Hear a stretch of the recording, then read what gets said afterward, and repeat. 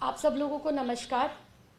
और जैसा कि हाथरस की घटना पर कल हमारे साथ हुआ, हम लोग कल आम आदमी पार्टी का एक प्रतिनिधिमंडल, जिसके अंदर माननीय राज्यसभा सांसद संजय सिंह जी, मैं स्वयं मंत्री राजेंद्र प्रसाद गौतम जी, अजय दत्त जी और पंजाब से हमारे लीडर ऑफ अपोजिशन चीमा जी, हम सब लोग पीड़िता के परिवार से मिलने के लिए गए, उनका दुख साझा करने, उनका ढांढस बंधाने और किस प्रकार से हादसा हुआ और क्या माहौल अभी उनके साथ चल रहा है, ये सब जानकारी लेने के लिए, उनसे मिलने के लिए कल हम गए। और जिस प्रकार से हमारे साथ कल यूपी की पुलिस के मौजूदगी में हमला होता है, ये बेहद दुखद है। और लगातार जब कल परिवार से बात करी, परिवार के में उनके पिताजी और माताजी से बात करी, तो परिवार से बात कर हम लोगों को पता चला कि किस प्रकार से योगी जी और उनकी सरकार मिलकर दोषियों को बचा रही है। सरकार ना सिर्फ दोषियों को बचाने का काम कर रही है जो इस संगीन अपराध में लिप्त है, बल्कि पूरा का पूरा एक जातिवाद हमें वहां पर देखने को मिला, पूरा ठाकुरवाद देखने को मिला, क्योंकि जो यूपी के मुख्यमंत्री हैं वो खुद इस जाति से आते हैं, ठाकुर जाति से आते हैं। और पूरा का पूरा वहां पर कल हम लोगों ने इस बात को समझा और महसूस करा। परिवार के लोगों ने लगातार हमें बताया कि उन पर 24 घंटे निगरानी रखी जाती है, उन्हें नजरबंद किया हुआ है। लगातार आसपास के गांवों के अंदर ठाकुर समाज के लोगों की पंचायत हो रही है, धमकी दी जा रही है केस वापस लेने के लिए, कुछ भी ना कहने के लिए। और मुझे ये कल समझ नहीं आया बिल्कुल भी कि आसपास के गांवों में और गांव के भीतर ठाकुर समाज के लोग पीड़िता के खिलाफ और पीड़िता के परिवार को डराने धमकाने के लिए पंचायत कर रहे हैं। खुलेआम सोशल मीडिया पर तस्वीरें वायरल हो रही है, किस प्रकार से धमकी दी जा रही है। लेकिन जब एक चुने हुए लोग, चुना हुआ विपक्ष परिवार से मिलने के लिए जाता है, सिस्टम की और प्रशासन की सारी बातों को मानता है, तब उनके ऊपर हमला किया जाता है। यह हमला भी पूरा का पूरा सुनियोजित था। जिस प्रकार से दीपक मिश्रा नाम के आरोपी ने इंक फेंकी, जिस प्रकार से उसने वहां पर नारेबाजी करी, पूरे के पूरे गांव को एक किले में तब्दील किया हुआ है, परिंदा भी पर नहीं मार सकता वहां पर। लेकिन ये आरोपी कैसे घुस जाता है। लेकिन उस ये फोटो पूर्ण रूप से बताती है, ये प्रशांत कुमार जी है, एडीजी लॉ एंड ऑर्डर, इनके साथ ही ये आरोपी खड़ा दिखता है। ना सिर्फ ये आरोपी इनके साथ खड़ा हुआ, बल्कि भाजपा के बड़े बड़े नेताओं के साथ इस आरोपी की तस्वीरें हमें मिली। तो इससे बिल्कुल साफ है कि जो योगी सरकार है वो जो है आरोपियों को बचाने का काम कर रही है और विपक्ष को दबाने का काम कर रही है। अगर विपक्ष को दबाने का काम नहीं कर रही है तो कोई भी विपक्ष वहां जाता है, किसी के ऊपर लाठीचार्ज होती है, किसी का सर फोड़ दिया जाता है।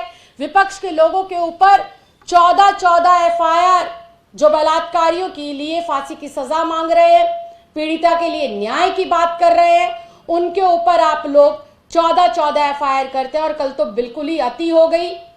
एक बेटी होने के नाते मैं परिवार के लोगों से मिलने गई, एक प्रतिनिधि होने के नाते मैं परिवार का दुख साझा करने गई, और खुद मेरे ऊपर ही पुलिस की कस्टडी में यह हमला होता है। बात मेरे ऊपर हमले की नहीं है, बात यह है कि उस पीड़िता को न्याय मिले। योगी जी हमारे ऊपर गोलियां चलवाएं, हमारे ऊपर इंक फुकवाएं, हमारे ऊपर तमाम तरह की एफआईआर करें, लेकिन हम लोग हाथरस की गुड़िया के लिए न्याय लेकर रहेंगे। सबसे शर्मिंदगी की बात यह है कि योगी सरकार और प्रशासन कहता है कि पीड़िता के साथ बलात्कार हुआ ही नहीं है। यह विपक्ष झूठ बोल रहा है। अगर विपक्ष झूठ बोल रहा है तो अलीगढ़ का मेडिकल जो कॉलेज है, अलीगढ़ का जो अस्पताल है, जिसके अंदर पीड़िता लगभग हफ्ते से 10 दिन तक रही, उसकी पहली प्राथमिक रिपोर्ट में पूर्ण रूप से यह साबित हुआ है कि उस लड़की के साथ बलात्कार हुआ है। ये रिपोर्ट विपक्ष ने नहीं बनाई, ये रिपोर्ट आम आदमी पार्टी ने नहीं बनाई, ये अलीगढ़ यूपी सरकार के अंतर्गत आने वाले अस्पताल के डॉक्टर ने ये रिपोर्ट बनाई है और ये रिपोर्ट 22 सितंबर की ये रिपोर्ट कहती है कि हाथरस की गुड़िया के साथ गैंगरेप हुआ था। दूसरी बात, लगातार विपक्ष के ऊपर तो आप लोग एफआईआर दर्ज करा रहे हैं, विपक्ष के ऊपर तो योगी की सरकार लाठीचार्ज करा रही है, लेकिन पीड़िता को न्याय दिलाने के लिए काम नहीं कर रही है।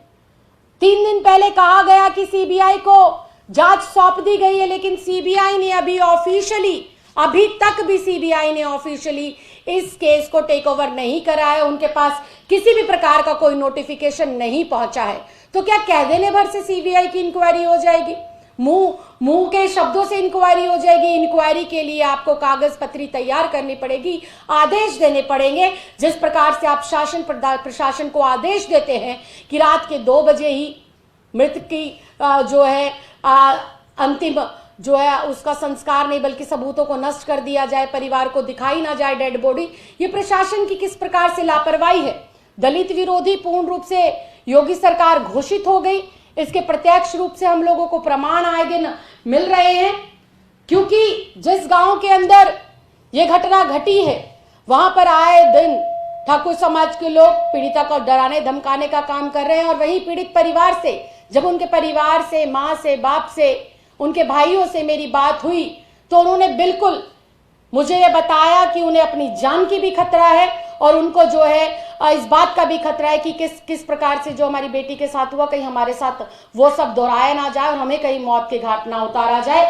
पूरा का पूरा जो दलित समाज है वो आज आक्रोश के अंदर है, आज वो गुस्से में है, क्योंकि योगी सरकार के शासन में जिस प्रकार से आए दिन दलितों पर अत्याचार बढ़ रहे हैं, दलितों की बेटियों की आबरू को लूटा जा रहा है, दलितों की बेटियों की इज्जत के साथ खिलवाड़ किया जा रहा है।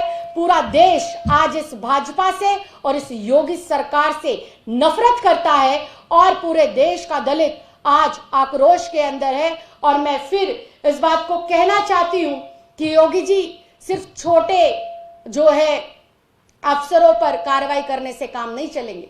वो अफसर भी आपकी बात मान रहे थे, वो अधिकारी भी आपकी बात मान रहे थे, वो शासन और प्रशासन के लोग मिलकर आपने जो हुक्म दिया उसको निभा रहे थे।